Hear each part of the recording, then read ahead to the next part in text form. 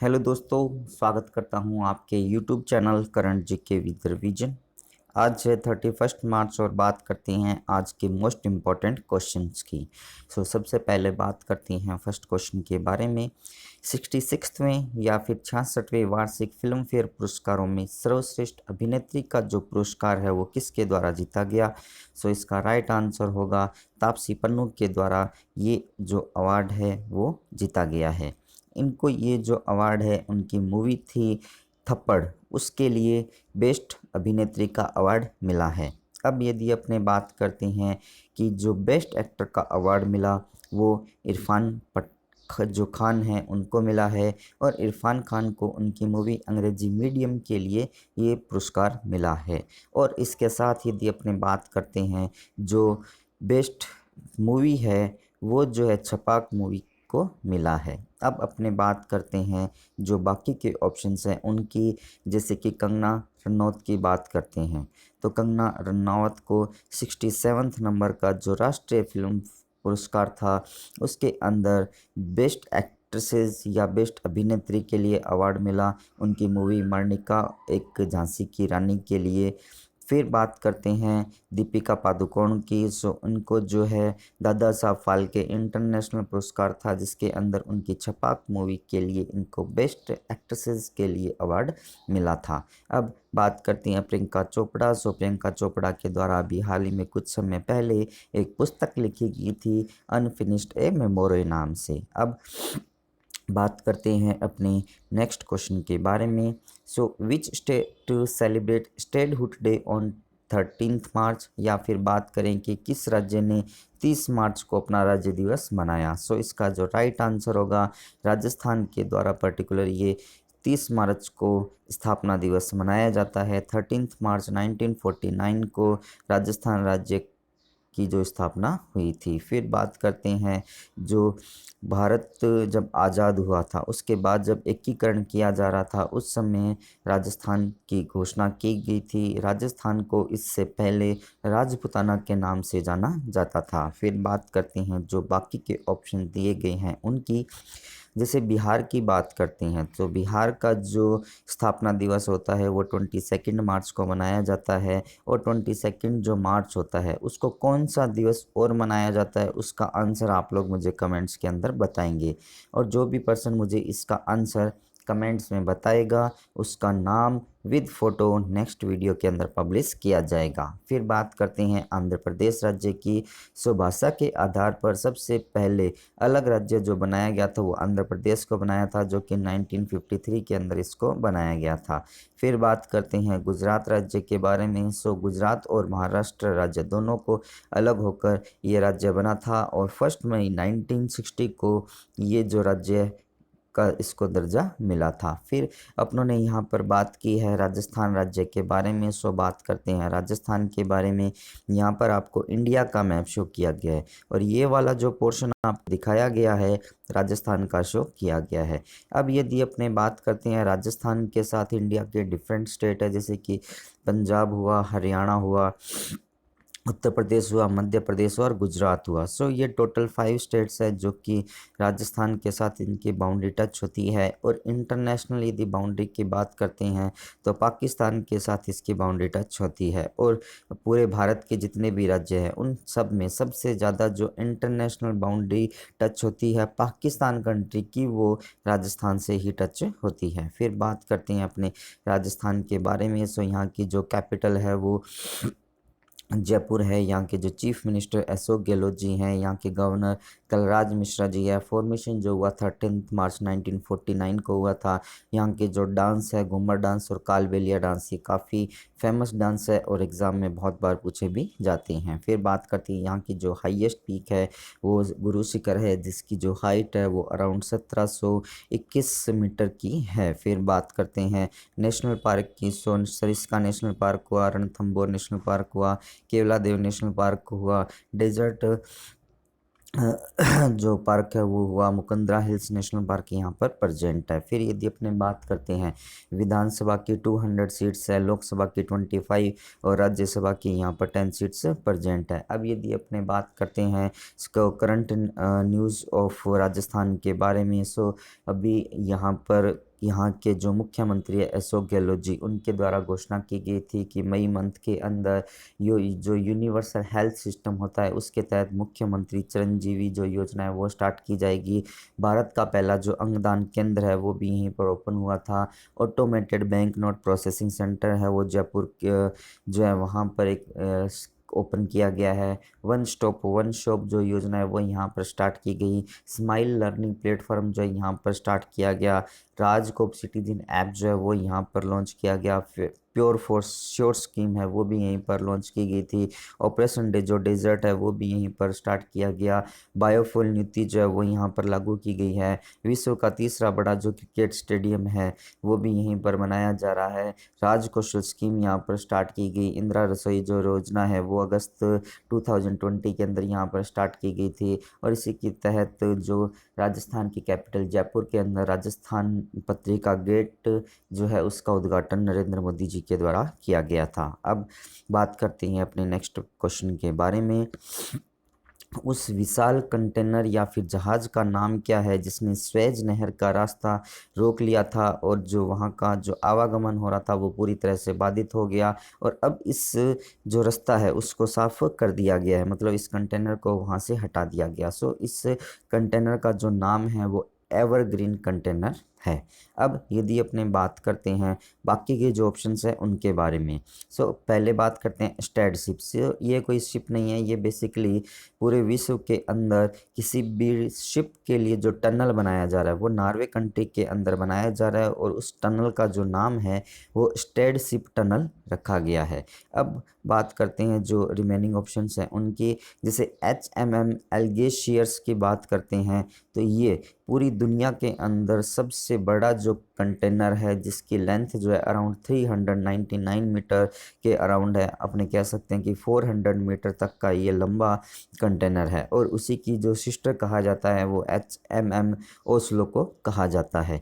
अब यदि अपने बात करते हैं जो ये कंटेनर होता है इनके ऊपर जो भी अपने माल रखते हैं तो वहाँ पर जो यूनिट आप यूज़ करते हैं वो TEU के फॉर्म में यूज़ की जाती है और ये जो TEU होती है उसका जो फुल फॉर्म होता है वो 20 फुट इक्विवेलेंट यूनिट रखा गया है। अब यदि अपने बात करते हैं ये जो स्वेज नहर है ये आपको दिखाई गई है। स्वेज नहर का ये वाला जो इस तरह का पोर्शन है यहाँ पर ये आपका जो एवरग्रीन कंटेनर है वो इस तरह से यहाँ पर फंस गया था जिसके अंदर कोई भी इसके बाद शिप या फिर ये जो रास्ता है बिल्कुल आपका ब्लॉक हो गया था। अब इस ब्लॉक हुए रास्ते को ओपन करने के लिए दो कंपनीज है जिसके बोस्कालिस नाम से और सेलवेग नाम से दो कंपनी थी जिन्होंने रेस्क्यू ऑपरेशन किया और इस मालवाहक पोत को या फिर कंटेनर को सही दिशा में आगे मोड़ा और जो भी रास्ता था ब्लॉक हुआ उसको अब साफ़ किया है। अब यदि अपने बात करते हैं स्वेज नहर के बारे में, सो स्वेज नहर की यदि अपने बात करते हैं तो इसकी जो स्थापना हुई थी कहते हैं कि 1869 के दौरान हुई थी और इस स्वेज नहर की जो लेंथ है वो 168 किलोमीटर के अराउंड है और ये जो है अपने जो अफ्रीका महाद्वीप है उसके जो मिस्र कंट्री है, मिस्र देश जो है, इजिप्ट जो है जिसको अपने कहते हैं वहाँ पर ये प्रेजेंट है। और इस शहर का जो नहर है इसका जो राष्ट्रीयकरण हुआ था वो 1956 के दौरान हुआ था, वो भी मिस्र के अंदर हुआ था। फिर यदि अपने बात करते हैं ये जो नहर है बेसिकली अपनी जो भूमध्य सागर है और आपका लाल सागर है उन दोनों को आपस में जोड़ने का काम ये करती है। अब ये जैसे ही नहर का निर्माण हुआ था उसके बाद इंडिया या फिर एशिया, यूरोप से एशिया तक आने के लिए जो मार्ग है उसकी डिस्टेंस लगभग 10,000 किलोमीटर से भी कम हो चुकी है या फिर आपने बात कहें कि 10,000 किलोमीटर की जो लेंथ है वो ऑलमोस्ट यहाँ से कम हुई है। अब अपने बात करते हैं जो फैक्ट्स है उसके बारे में जो मैं आपको पहले ही बता चुका हूँ। और ये वाला जो आपका भूमध्य सागर का पार्ट है ये आपका इजिप्ट या फिर मिस्र वाला जो पार्ट है इधर, ये आपका लाल सागर है, रेड सी। ये वाला जो पोर्शन है आपका हल्का सा छोटा सा, जिसकी लेंथ जो है 168 किलोमीटर है, यहाँ पर आपकी स्वेज नहर जो है वो बनाई गई है। अब अपने बात करते हैं नेक्स्ट क्वेश्चन के बारे में। स्कोप के अध्यक्ष के रूप में भी हाल ही में किसे चुना गया है? सो बात करते हैं, सबसे पहले इसका जो राइट आंसर होगा वो होगा सोमा मंडल। सोमा मंडल जो है बेसिकली जो अपना सेल है steel authority of India limited, उसकी भी चेयरपर्सन ये बनी हुई है और यहाँ की पहली महिला अध्यक्ष ये बनी है। इनको अभी स्कोप का जो है अतिरिक्त कार्यभार भी दिया गया है। अब यदि अपने बात करते हैं, सबसे पहले जो स्कोप होता है उसका फुल फॉर्म, इसका जो फुल फॉर्म होता है standing conference of public enterprises है। ये बेसिकली एक ऑर्गेनाइजेशन होता है जो कि जितने भी सरकारी उपक्रम हैं उनके जो उद्यम हैं उनकी देखरेख का काम ये करता है। अब अपने बात करते हैं जो बाकी के ऑप्शंस हैं उनकी, जैसे अनीश शाह की बात करते हैं तो अनीश शाह को महिंद्रा एंड महिंद्रा का भी एमडी एंड सीईओ नियुक्त किया है। अतीश चंद्र की यदि बात करते हैं तो इनको सीएमडी नियुक्त किया है फूड कॉरपोरेशन ऑफ इंडिया का। और यदि अपने बात करते हैं सौरभ गर्ग के बारे में, तो सौरभ गर्ग जो है इनको भी हाल ही में यूआईडीएआई का सीईओ नियुक्त किया है। अब आप लोग मुझे कमेंट्स में बताएंगे कि जो यूआईडीएआई है उसका फुल फॉर्म क्या होता है। जो भी पर्सन मुझे इसका आंसर कमेंट्स में बताएगा उसका नाम विद फोटो नेक्स्ट वीडियो के अंदर पब्लिश किया जाएगा। और यदि आप लोगों को ये वीडियो पसंद आ रहा हो तो आप इसे लाइक कीजिए एंड अपने दोस्तों के साथ इसको शेयर भी कीजिए। जो भी पर्सन इस चैनल को फर्स्ट टाइम देख रहा है वो इस चैनल को सब्सक्राइब कीजिए और पास में जो बेल आइकन दिया है उसको भी आप प्रेस कीजिए। जैसे ही आप इसको प्रेस करते हैं तो मेरे द्वारा दी गई हर इन्फॉर्मेशन का नोटिफिकेशन जो आपको मिल जाएगा। फिर बात करते हैं नेक्स्ट क्वेश्चन के बारे में। देश के प्रत्येक भूखंड को केंद्र के द्वारा कितने अंकों की एक संख्या का जो यूनिक कोड है वो प्रदान किया जाएगा? सो इसका जो राइट आंसर होगा ऑप्शन सी, 14 डिजिट का एक यूनिक कोड जो है वो प्रोवाइड करवाया जाएगा। ये जो एक स्कीम है वो स्टार्ट की गई है 2008 से ही ये स्कीम स्टार्ट की गई है, जिसके के तहत इसको अब आगे बढ़ाया जा रहा है। और इसके तहत ये जो स्कीम स्टार्ट की गई है basically digital India land record modernisation programme जो है जिसके तहत ये किया जा रहा है। अब इसी स्कीम को जब अपने आगे बढ़ा रहे हैं तो unique land parcel identification number के तहत ये 14 डिजिट का एक नंबर जो है वो प्रोवाइड करवाया जा रहा है। अब कहा गया है कि ये जो स्कीम है बेसिकली इनिशियली जो है 10 स्टेट के अंदर स्टार्ट की जाएगी और ये जो है अराउंड 20 जो अपना 2020 है वहाँ से 2021 तक ये स्कीम चलेगी, जिसके तहत 10 जो स्टेट्स हैं उनके अंदर जितने भी प्लॉट्स हैं उनको एक यूनिक कोड प्रोवाइड करवा दिया जाएगा। उसके बाद जो अपना 2022 है यहाँ तक मार्च 2022 तक प्रत्येक राज्य के प्रत्येक गांव या फिर प्रत्येक शहर के जो प्लॉट्स हैं उनको एक 14 डिजिट का जो यूनिक कोड है वो प्रोवाइड करवाया जाएगा। फिर बात करते हैं ये दोनों जो आपके फुल फॉर्म है ये ध्यान रखिएगा। आपको आगे आने वाले जो एग्ज़ाम हैं जैसे कि ग्रुप डी का एग्ज़ाम हुआ, एनटीपीसी के जो सीबीटी 2 का जो एग्ज़ाम होगा उसके अंदर, और आपके एसएससी के जो एग्ज़ाम है वहाँ पर इन फुल फॉर्म के बारे में आपको पूछा जा सकता है। फिर बात करते हैं नेक्स्ट क्वेश्चन के बारे में।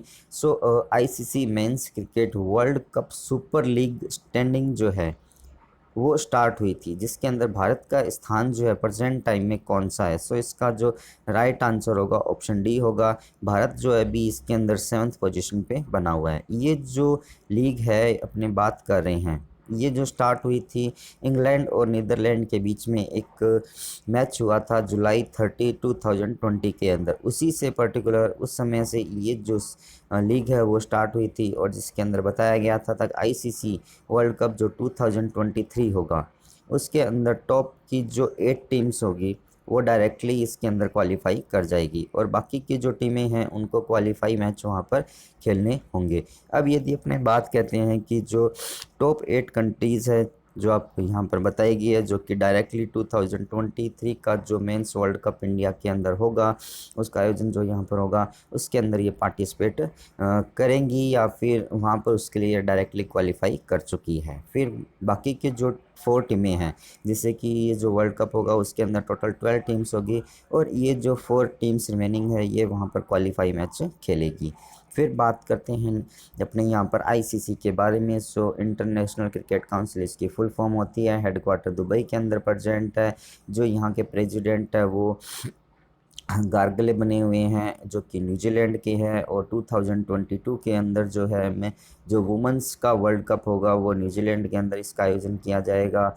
और फिर अपने बात करते हैं नेक्स्ट क्वेश्चन के बारे में। सो अभी हाल ही में किसने अंतर्राष्ट्रीय रेंजर पुरस्कार जीता? सो इसका जो राइट आंसर होगा महेंद्र गिरी के द्वारा ये जीता गया है। महेंद्र गिरी जो है एक रेंजर है जो कि राजाजी नेशनल पार्क जो कि उत्तराखंड के अंदर प्रेजेंट है, वहाँ पर ये पोस्टेड है और इनको इस अवार्ड से सम्मानित किया गया है। और यदि अपने बात करते हैं पूरे एशिया के अंदर ये ऐसे पहले पर्सन मिले हैं जिनको अंतर्राष्ट्रीय रेंजर पुरस्कार से सम्मानित किया जाएगा। फिर इसी के साथ साथ यदि अपने बात करते हैं जो बाकी के ऑप्शंस हैं उनकी, जैसे कि शेफाली वर्मा की बात करते हैं तो ICC women's T20 world cup की जो अभी रैंकिंग आई थी जिसके अंदर फर्स्ट पोजीशन पे ये शेफाली वर्मा रही थी। रविचंद्र अश्विन की बात करते हैं तो आईसीसी के द्वारा जो man of the month award दिया गया था वो फरवरी मंथ का इन्हीं को प्रोवाइड करवाया था। दिलीप सिंह राणा या फिर अपने द ग्रेट खली की बात करते हैं तो इनको जो वर्ल्ड रेसलिंग एंटरटेनमेंट के जो हॉल ऑफ फेम है उसके अंदर इनको शामिल किया जाएगा। फिर बात करते हैं नेक्स्ट क्वेश्चन के बारे में। एग्ज़ाम वॉरियर्स जो पुस्तक है उसका एक नया एडिशन अभी आया है जिसका अनावरण या फिर जो उद्घाटन है वो किसके द्वारा किया गया? सो इसका जो राइट आंसर होगा वो प्रधानमंत्री नरेंद्र मोदी जी के द्वारा किया गया है। अब यदि अपने बात करते हैं जो बाकी के ऑप्शंस हैं उनकी, जैसे एन.के. सिंह की यदि अपने बात करते हैं तो इनके द्वारा portraits of power half a century of being at ringside नाम से पुस्तक लिखी गई थी। अनुपम खेर की यदि अपने बात करते हैं तो इनके द्वारा your best day is today नाम से एक पुस्तक लिखी गई। और मेघना पंत की यदि अपने बात करते हैं तो इनके द्वारा जो है the terrible horrible very bad good news नाम से एक पुस्तक लिखी गई है। सो ये था आज का वीडियो। अब अपने बात करते हैं लास्ट वीडियो की रिवीजन की जो कि 13 मार्च का था। जो फर्स्ट क्वेश्चन आपका है, इंटरनेशनल शूटिंग स्पोर्ट्स फेडरेशन जो विश्व कप 2021 का जो आयोजन किया गया वो न्यू दिल्ली के अंदर आयोजन किया गया था। उसके अंदर जो मेडल टैली थी या पदक तालिका थी उसके अंदर फर्स्ट पोजीशन पे जो है इंडिया रहा, सेकंड पे यूएसए रहा था। भारत और बांग्लादेश के बीच में शुरू हुई जो नई ट्रेन है उसका नाम जो है मैताली एक्सप्रेस रखा गया, जो कि बांग्लादेश के ढाका से भारत के पश्चिम बंगाल के न्यू जलपाईगुड़ी नाम से जगह है वहाँ तक स्टार्ट इसको किया गया है।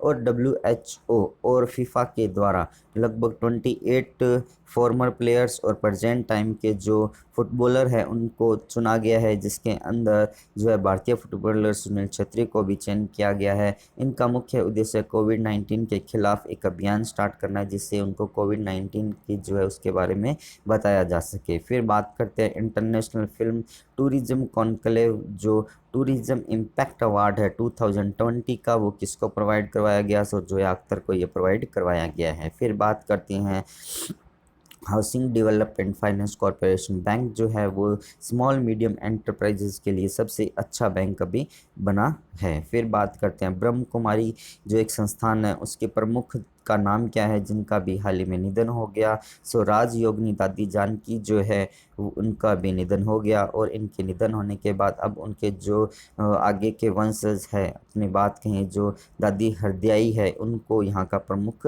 बनाया गया है। फिर बात करते हैं उत्तर प्रदेश राज्य के द्वारा वहाँ पर केला त्यौहार या बनाना फेस्टिवल जो है उसका आयोजन किया गया। इसका मुख्य उद्देश्य वहाँ के लोगों को आत्मनिर्भर बनाना है। फिर बात करते हैं नेहा सिंह के द्वारा wild wilful tally of 15 iconic Indian spices नाम से एक पुस्तक लिखी गई है। सो ये था आज का वीडियो। अब अपने बात करते हैं, यदि आप लोगों को ये वीडियो पसंद आया हो तो आप इसे लाइक कीजिए एंड शेयर ज़रूर कीजिएगा। जो भी पर्सन इस चैनल को फर्स्ट टाइम देख रहे हैं, current GK with revision channel को सब्सक्राइब कीजिए, पास में जो बेल आइकन दिया उसको भी आप प्रेस कीजिए। जैसे ही आप इसको प्रेस करते हैं तो मेरे द्वारा दी गई हर इन्फॉर्मेशन का नोटिफिकेशन आपको मिल जाएगा। फ़ोटो ऑफ द कैंडिडेट खींच आपका फ़ोटो यहाँ पर नेक्स्ट वीडियो के अंदर पब्लिश हो सकता है विद नेम, यदि आप लोग मुझे आज के क्वेश्चन का आंसर कमेंट्स में बताते हैं। क्वेश्चन और आंसर जो है यहाँ पर आज के जो भी क्वेश्चंस हैं उनके आंसर आपको दिए गए हैं। और at the last, thanks for watching, thank you so much.